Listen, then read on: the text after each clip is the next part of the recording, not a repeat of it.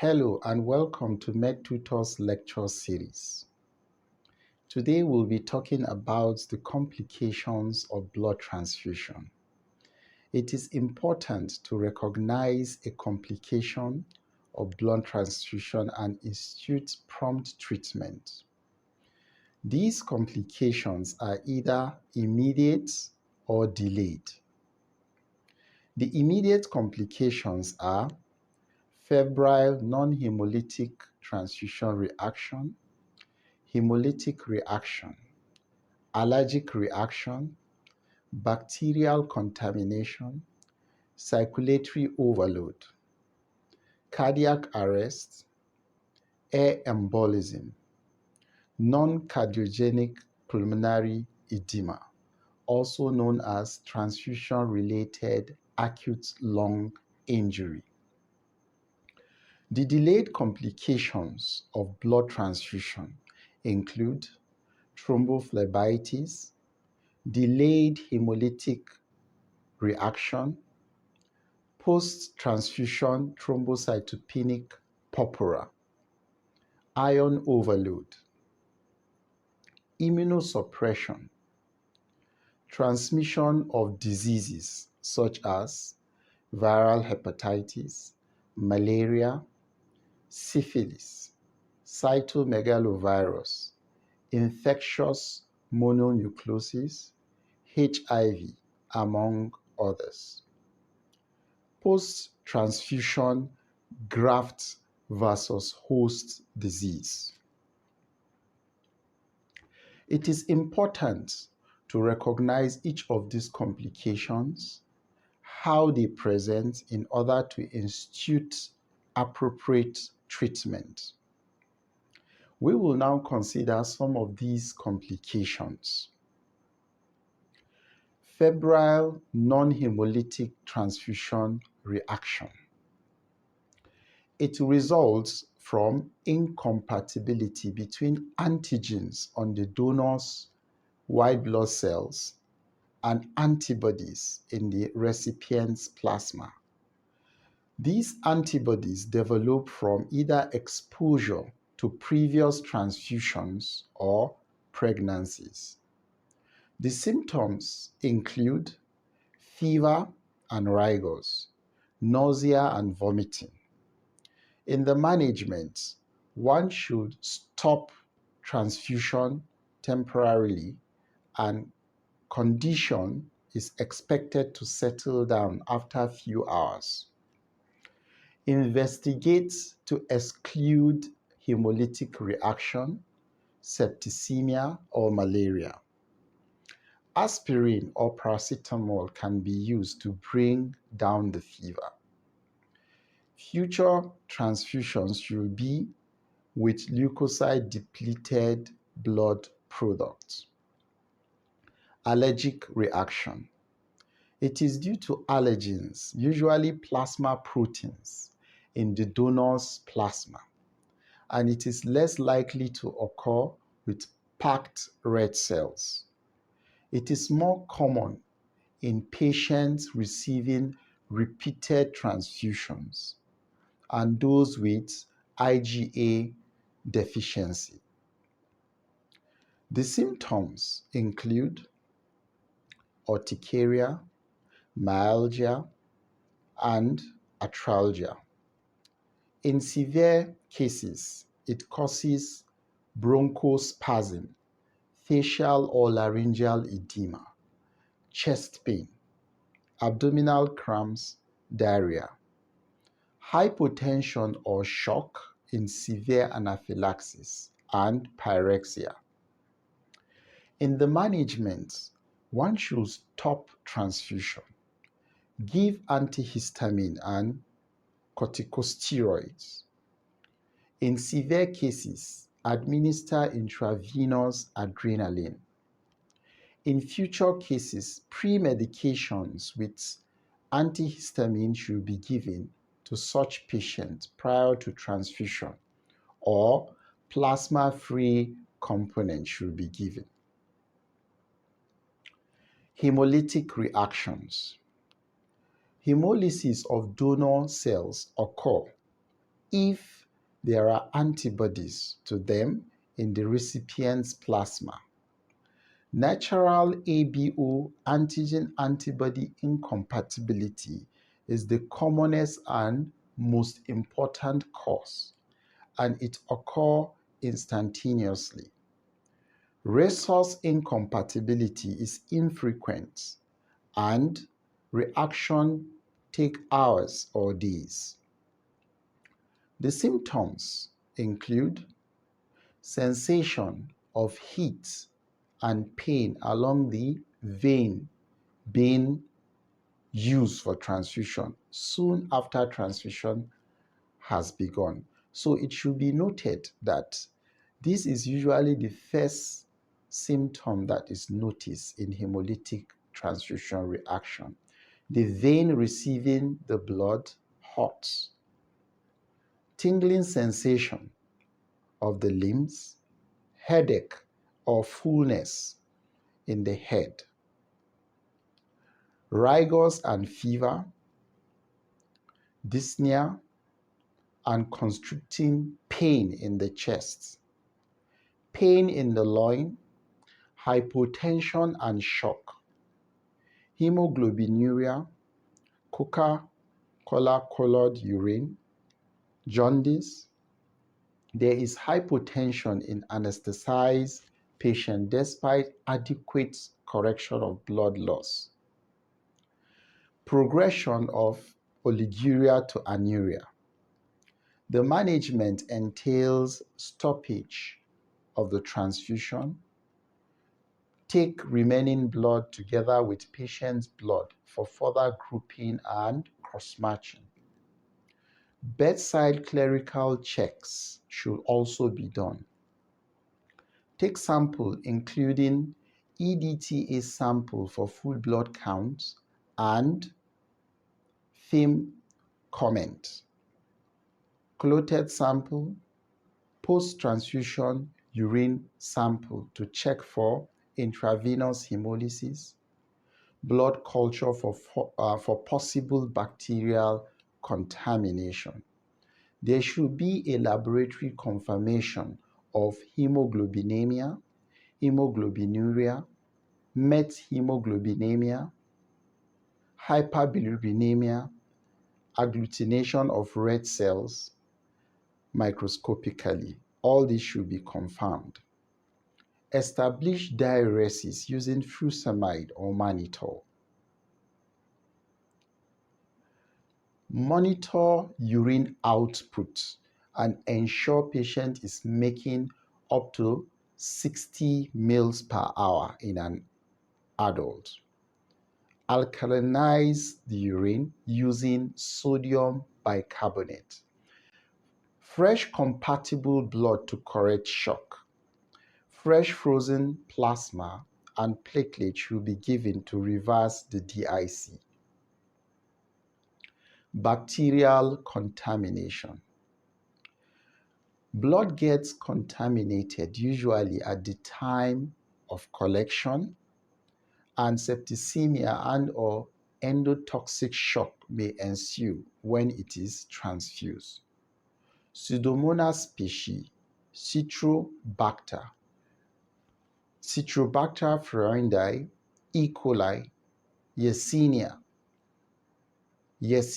enterocolitica are the most common implicated organisms. The symptoms include chills, high fever, dry skin. In severe cases, hypotension from endotoxic shock and DIC develop. The management include stoppage of transfusion. Aliquot of donor's blood is taken for culture and gram stain. Culture of recipient's blood. Administer IV broad-spectrum antibiotics, IV fluids, steroids, and vasopressors like dopamine should be given to combat shock. Circulatory overload. It is likely to occur in the elderly, debilitated, and impatient with chronic anemia, congestive cardiac failure, pulmonary, hepatic, or renal disease. It may also occur in massive transfusion. The symptoms include dyspnea, orthopnea, cough, cyanosis, frothy sputum, raised JVP, rales in both lungs, rapid and weak pulses. The management. The transfusion is stopped and the patient propped up. IV furosemide is administered. In emergency, phlebotomy is done to relieve the overload. Digitalization is done to improve myocardial function. Cardiac arrest. It is more likely to occur in massive transfusion. Cold blood transfused rapidly may cool the heart and precipitate cardiac arrhythmias. Air embolism. It can occur during change of transfusion set with the needle still in the vein. It may also result from aspiration through a leak in the given set. As little as 10 mL may prove fatal. The symptoms include gasping respiration, cyanosis, venous congestion, hypotension, splashing noise over the heart. Treatment. Administer oxygen. Turn the patient to the left side and the foot of the bed raised.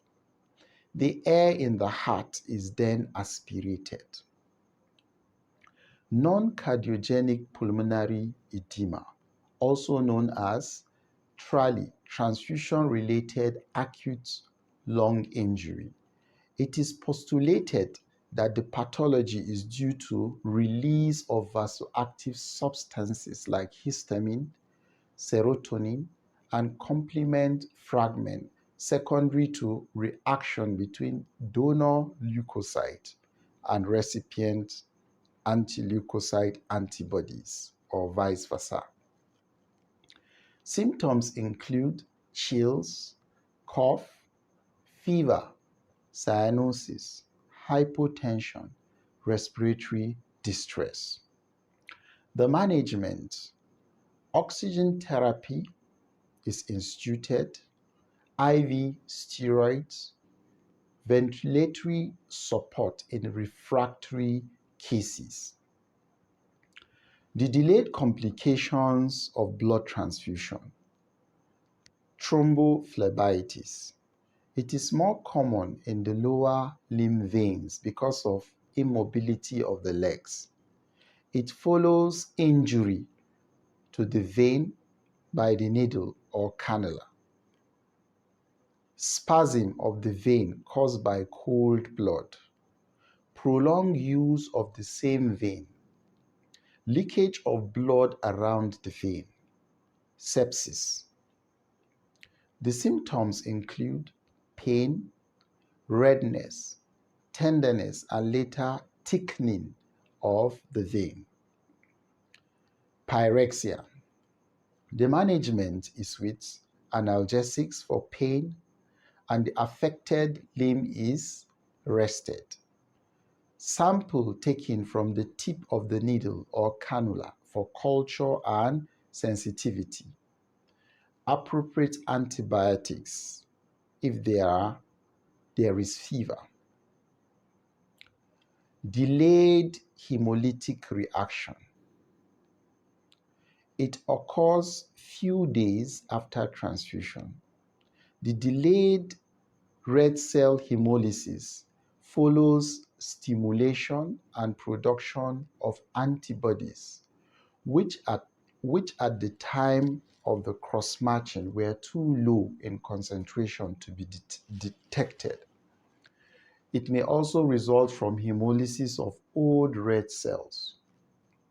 Symptoms include mild jaundice, drop in hemoglobin.